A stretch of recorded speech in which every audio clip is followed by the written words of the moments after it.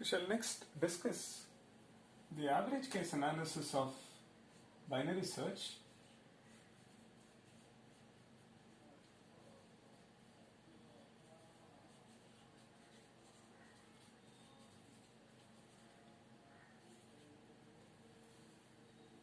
So input is a sorted array and an element x to be searched, and the question is whether x belongs to A or not. We know that in the best case it is constant and it is at the middle, or maybe A of n by 4 or A of 3n by 4. In one or two search or constant number of search we find this. In the worst case we incur log n base 2. Either it could be the case that the element to be searched is not in the array, or we take a cost which is close to log n base 2 or the number of levels. Okay, there are a couple of things to note. One, for example, if you look at this, the underlying recurrence relation is T of n by 2 plus 1. We compare with the middle element, then we take either the left subproblem or the right subproblem. So we work with 50% of the array at each iteration. So the recursive subproblem becomes n by 2, and the cost to search x in that is T of n by 2. Therefore the overall cost is this. If we solve this, we get theta of log n base 2, which means this one denotes, in the worst case, what is the cost to search x following the binary search approach. Okay. So given an array of size n, let's look at how exactly the algorithm proceeds. Suppose it is a successful search. Then you compare x with A of n by 2. So cost is 1 and the position for x is A of n by 2. Suppose it is not here. Then after we compare it with this, we either go to A of n by 4 or A of 3n by 4. So which means one comparison at this place, second comparison at this. So if it incurs cost 2, then the position could be A of n by 4 or it could be A of 3n by 4. What does that mean? First we compare x with A of n by 2. After that we either choose to work with this subproblem. If that's the case, then the next comparison is at A of n by 4. Or if we choose to work with this subproblem, then after A of n by 2, the next comparison is at A of 3n by 4. Correct? Suppose I don't find x here, or this, it takes one more comparison. What does that mean? So you compare it with n by 2, then you go to n by 4, then you may go left, which means you may find x at n by 8, or maybe to the right of n by 4, which is 3n by 8, or we come to this part of it, right? Then it is 5n by 8, meaning between n by 2 and 3n by 4, or to the right of this, then A of 7 by 8.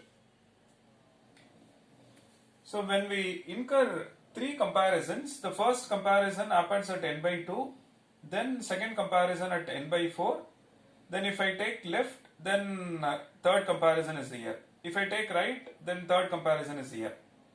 Similarly, after this second comparison here, if you take left, then it is this, if it is right, it is this. So like that it goes. Then you can see number of positions incurring this cost. So how many positions are incurring this cost? So there is only one position that's incurring this. There are two probable positions for which we incur this, four probable positions for this. Now the next one, there will be 8, because 2, 4, the next one there will be 8 positions and each of them incur cost 4. When I say each of them incur cost 4, then first place it's n by 2, then n by 4, then n by 8, then a of n by 16. So it's something like that. So like that it goes. What would be the maximum cost? Meaning the worst case cost. And how many positions are there for that? Fine. So that's precisely what we need to focus on. When you solve this, what do we get? We keep substituting. We see that t of n is, in the next place it becomes t of n by 4 plus 1 plus 1. Then it becomes t of n by 8 plus 1 plus 1 plus 1. After a while it becomes t of n by 2 power k plus 1 plus 1. How many times we see this? If it is 2 cube, 3. If it is 2 power k, then k once. And if the array has only one element, then search cost is 1. Assume n is 2 power k, then this becomes t of 1 plus k. Assume n is 2 power k. Now t of 1 is 1, which means t of n is 1 plus k, or 1 plus log n base 2. Correct? So in the worst case, this would be the value, which means the value of t is 1 plus log n base 2. Correct? Now if it is 4, then it is 2 cube locations, and if it is 3, then it is 2 square locations, and so on. Correct? Then in some sense, if this is 2, then it is 2 power 2 plus 1, and like that it happens, right?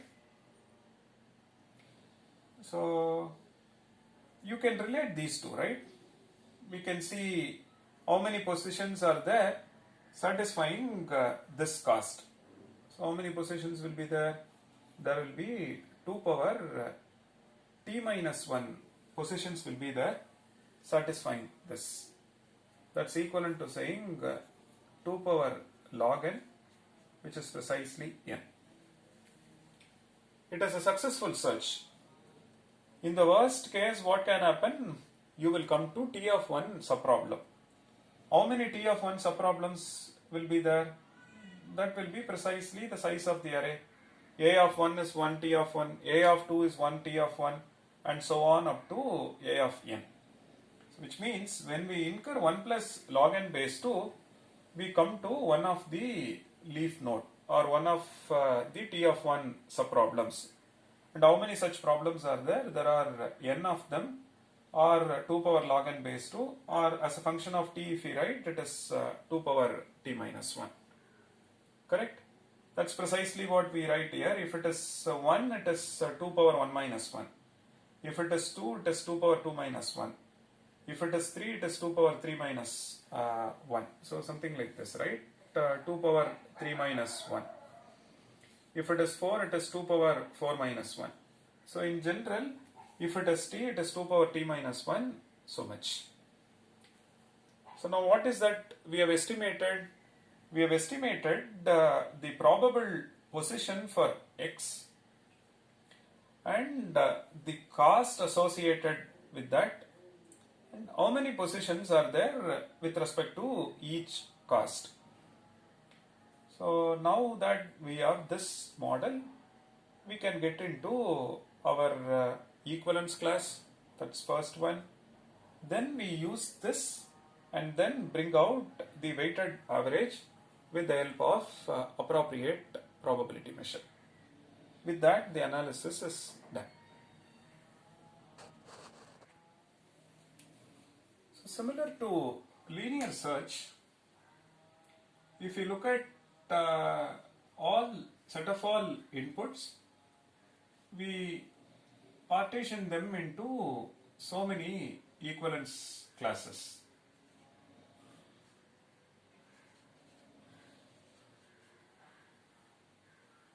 So over here, if you look at this, very similar to that, it is all those a comma x such that x is present in x is in a of 1.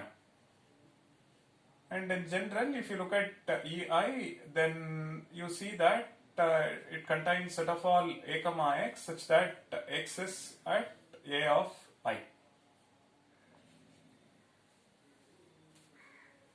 And if the element is not present in any of the locations, it falls into this. Now, what is the probability that an arbitrary input is falling into one of the equivalence classes? The probability that x is present in a of I for some I is 1 by n. It is equally likely. And the one that I search for, it could be here, it could be here, it could be here, it could be anywhere. That's all. Now with this, we can calculate the cost. Let's estimate the cost of successful search.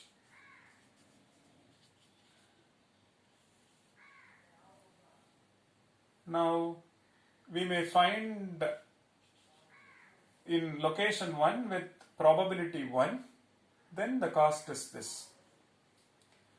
Location 1 meaning for us it is a of n by 2. What I look for is present in a of n by 2.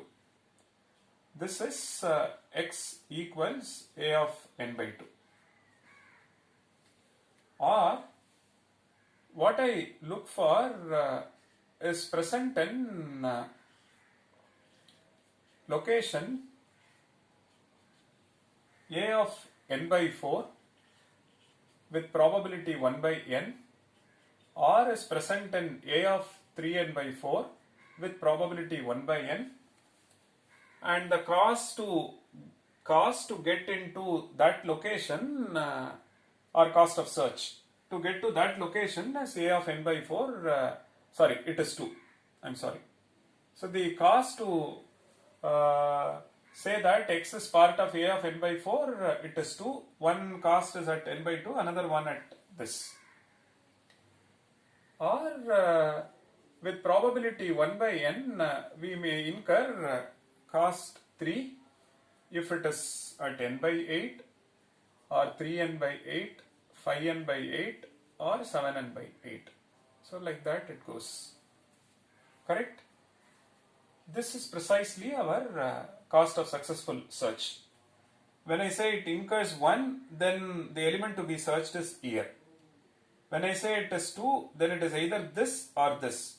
But it is an averaging argument, so we don't know whether it is this or this. We take both and take the weighted average. Similarly, when I say 3, we don't know whether it is this or this or this or this. Take all of them, take the weighted average. So then cost of successful search is how much one can take 1 by n out. Then summation runs from say t times 2 power t minus 1.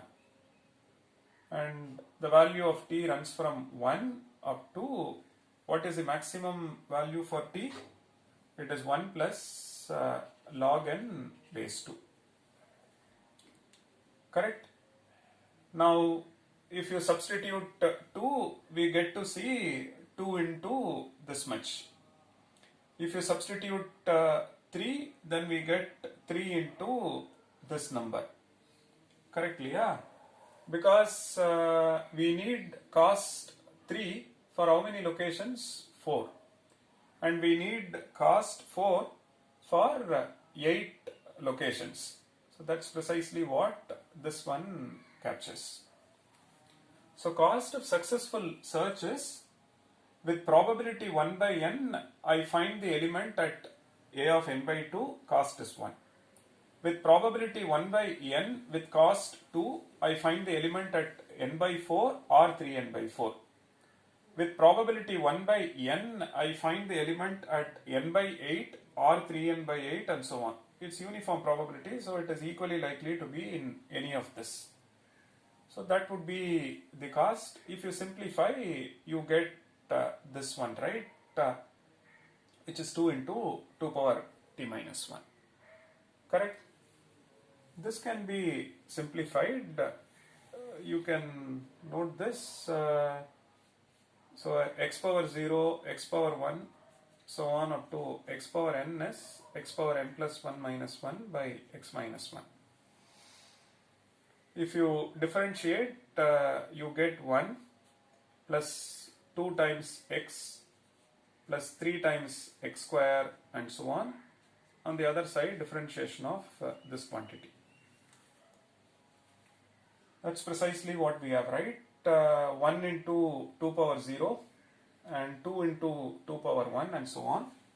So which means in this substitute x is equal to 2. If you substitute, we get what we need, right? And so you get to see that it is 1 into 2 power 0, then 2 into x or 2 into 2, then 3 into 2 square, 3 into 2 square, and 4 into 2 cube. Like that it goes.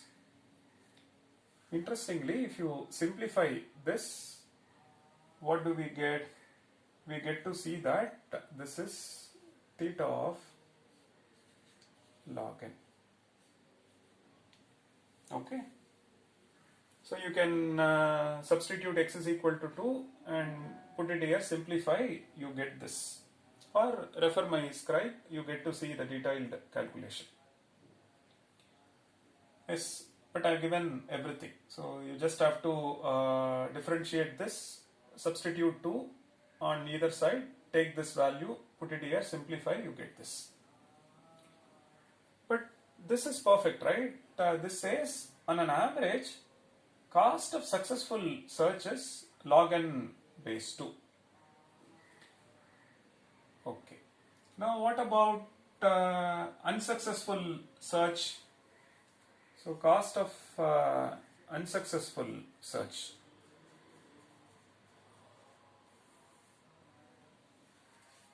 What would be the cost of this?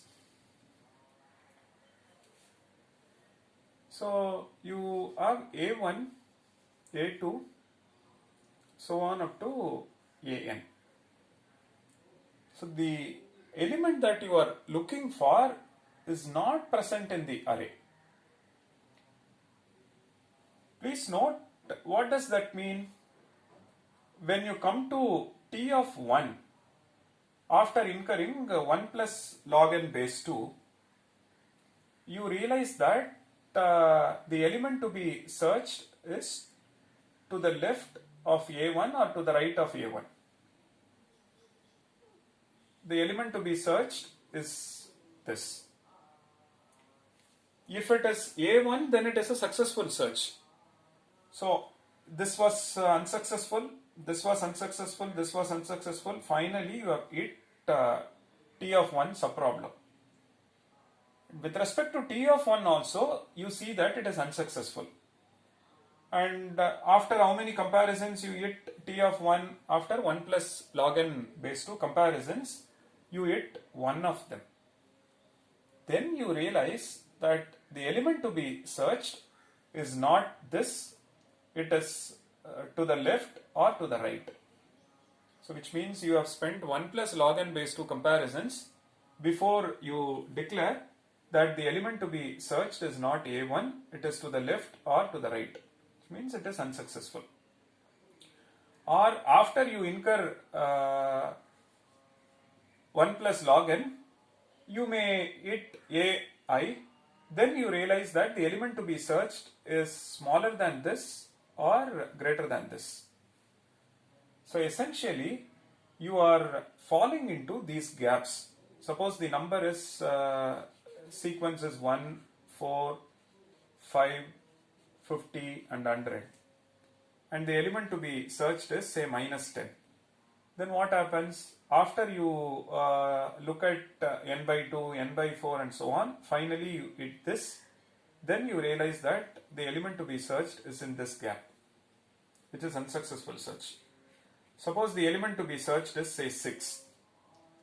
Then after incurring 1 plus log n base 2, you come over here, then you realize that element to be searched is in this gap. Put it in other words, when it is unsuccessful search, we are falling into one of these gaps. And what is the cost to get to one of these gaps? One of these gaps, the cost is 1 plus log n base 2, because when we hit the one of the gaps, then which means it is unsuccessful search. We start from a of n by 2, then finally we realize that the element to be searched is in one of these gaps, which means it is an unsuccessful search. Now we have analyzed the cost of successful search and unsuccessful search. So average cost, very similar to what we did for linear search, with probability q it is success times log n, theta of log n, plus with probability 1 minus q it is theta of log n, which means the average cost of binary search is theta of log n is 2. Fine. So successful is pretty clear. Unsuccessful, we are falling into one of these gaps. We are asking after how many comparisons we fall into one of these gaps. And interestingly, it is 1 plus log n base 2, that is as same as after how many comparisons you hit t of 1 subproblem. Then you realize that the element to be searched is not this or this or this or this or this, it is precisely the gaps. That cost is so much. With that we can calculate the average case cost of binary search.